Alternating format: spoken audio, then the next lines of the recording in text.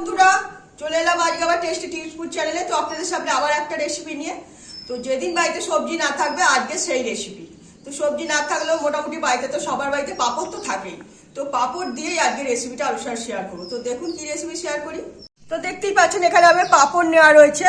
তো এই পাঁপড় রয়েছে, সঙ্গে রয়েছে একটু আলু, একটা ছোট টমেটো আর হচ্ছে দুটো মাঝারি সাইজের পেঁয়াজ কুচানো রয়েছে। তো এই তো মশলার মধ্যে যা দেবো তো দেখাতেই থাকবো। কড়াইতে পরিমাণ মতো তেল দিয়ে দিয়েছি পাঁপড় ভাজার জন্য। তো এই পিস করা পাঁপড়গুলো 2-4টে করে আমি এর মধ্যে ছেড়ে দেবো। ছেড়ে দিয়ে ভালো মতো করে পাঁপড়গুলো একটু লাল লাল করে ভেজে নেব।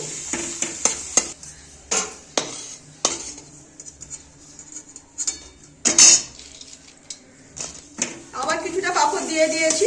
তো এইভাবে সব কটা পাঁপড়কে মানে আমার পরিমাণে যতটা লাগবে, আমি এটা দুটো বড় পাঁপড় নিয়েছি তো সেটাকে পিস করে নিয়েছি। তো আমার পরিমাণ যতটা লাগবে আমি ততটা পাঁপড়ই এইভাবে লাল করে ভেজে তুলে রাখবো। তো সব পাঁপড়গুলো এইভাবে ভেজে তুলে নিয়েছি। একদম পাঁপড় ভাজা আমার রেডি হয়ে গেছে। দেখতেই পাচ্ছেন পাঁপড়গুলো সব ভেজে নিয়েছি। এবার পাঁপড়ের যে ভেজে তেল ছিল তেলটা আমি কমিয়ে নিয়েছি।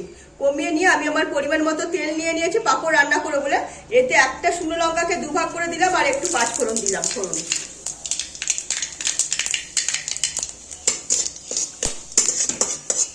তো ফোড়নটা আমার ভাজা হয়ে গেছে, তেল ভালো গরম ছিল।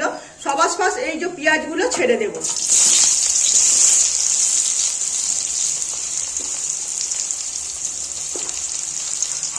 পেঁয়াজটা একটু হালকা করে ভাজা করে নেব যাতে পেঁয়াজের কাঁচা গন্ধটা কমে যায়, সেই বুঝেই তৈরি করব।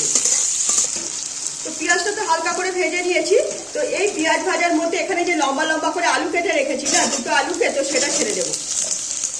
আলুটা বাদ বাকি পেঁয়াজের সঙ্গে ভেজে নেব ভালো মতো। তো এই আলুর মধ্যে আমি অল্প করে একটু নুন হলুদ দিয়ে দেবো যাতে আলুর মধ্যে নুন হলুদ এখন টেনে নিতে পারে। তো সেই বুঝে নুন হলুদটা আমি দিয়ে নেব পরিমাণ মতো। দিয়ে একটু নাড়াচাড়া করে নেব যাতে আলুটা একটু ভাজা ভাজা হয়ে যায়। তো আলু আর পেঁয়াজ ভালো মতোই মোটামুটি ভাজা হয়ে গেছে। তো দেখতেই পাচ্ছেন একটু আলুর একটু কালার চলে এসছে, পেঁয়াজটা একটু হালকা ব্রাউন কালার এসে গেছে।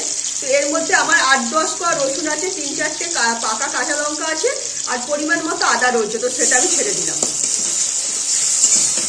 তো এইটাই এবার এর মধ্যে আমি ভালো মতো মানে কষিয়ে নেব। আর এখানে যে আমার একটা ছোট টমেটোকে মানে করে রেখেছি পিস করে, তো সেটাও ছেড়ে দিলাম। আগে আদা রসুন দেওয়া রয়েছে না, এটা আগে একটু মানে গন্ধটা কাঁচা গন্ধটা কমিয়ে নেব। তো তারপরে এর মধ্যে আমি মশলা দেবো। তো আদা রসুন পেঁয়াজ দিয়ে আমার ভালো মতো মশলাটা কষানো হয়ে গেছে আলুর সঙ্গে। তো দেখতেই পাচ্ছেন তেল ছেড়ে এসছে।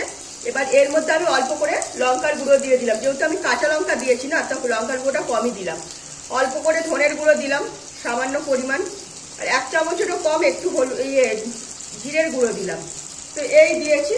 সঙ্গে একটু কালারের জন্য কাশ্মীরি লঙ্কার গুঁড়ো দেবো, যেহেতু আমি কাঁচা লঙ্কা দিয়ে করেছি খাবারটা, তো তার জন্য একটু কালারের জন্য কাশ্মীরি লঙ্কার গুঁড়ো দিলাম।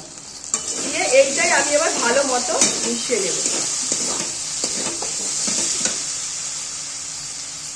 অল্প একটু জল দিয়ে দিলাম যাতে মশলাটা যে লেগে যাচ্ছে তো সেটা লেগে যাবে না, তো ভালো মতো কষানোও যাবে। তো এই বুঝেই আবার আমি ভালো মতো এটাকে কষিয়ে নেব। তো সব কিছু দিয়ে মশলাটা আমার ভালো মতো কষানো হয়ে গেছে। এবার এর মধ্যে আমি পরিমাণ মতো জল ঢেলে দিচ্ছি।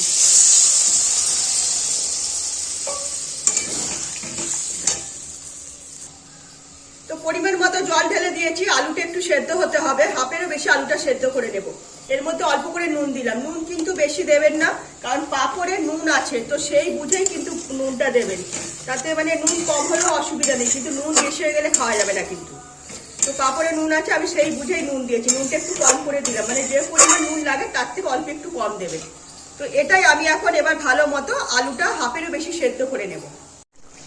তো আমার আলুটা হাফের বেশি সেদ্ধ হয়ে গেছে। এবার আমি এর মধ্যে এই যে ভেজে রাখা পাঁপড়গুলো ছেড়ে দিলাম। এইতে কিন্তু পাঁপড় একটু বেশিই দিতে হবে, আলু কম থাকবে পাঁপড় বেশি হবে, তবেই কিন্তু খাবারটা খেতে বেশি ভালো লাগবে। তো আমি এইটাই এবার এর মধ্যে একটু ঢেকে দেব। ঢেকে দিয়ে পাঁপড়গুলো এর সঙ্গে নরম করে নেব। তো আমি এটা এবার কিছুক্ষণের জন্য ঢেকে দেব।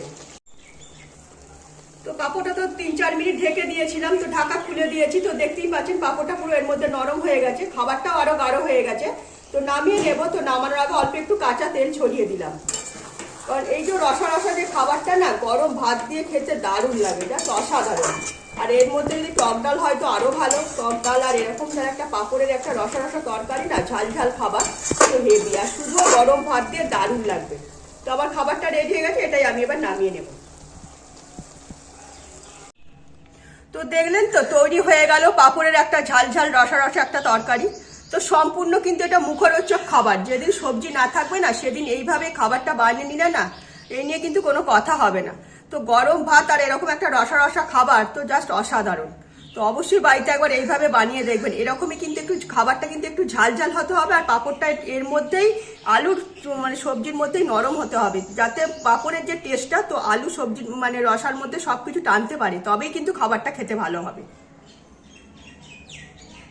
তো চটজলদি বানিয়ে ফেললাম পাঁপড়ের রসা একটা ঝাল ঝাল খাবার। অবশ্যই বাড়িতে একদিন এইভাবে আপনারা ট্রাই করে দেখবেন, আশা করি ভালো লাগবে, খেতে কিন্তু কোনো খারাপ লাগবে না। এটা হচ্ছে পুরানো যুগের রান্না, আগে আমাদের বাড়িতে খুব হতো, তো আমিও মাঝে মাঝেই বানাই, তো খেতে খুব ভালো লাগে। তো টক ডাল হলে এর সঙ্গে তো কোনো কথা হবে না, তো শুধু শুকনো ভাত দিয়ে এই রসা তরকারি না দারুণ লাগবে। তো রেসিপিটা ভালো লাগলে লাইক শেয়ার কমেন্ট সাবস্ক্রাইব করুন আমার চ্যানেলটাকে। তো আজ মতো আমার রেসিপি এখানেই শেষ করলাম, সবাই ভালো থাকবে।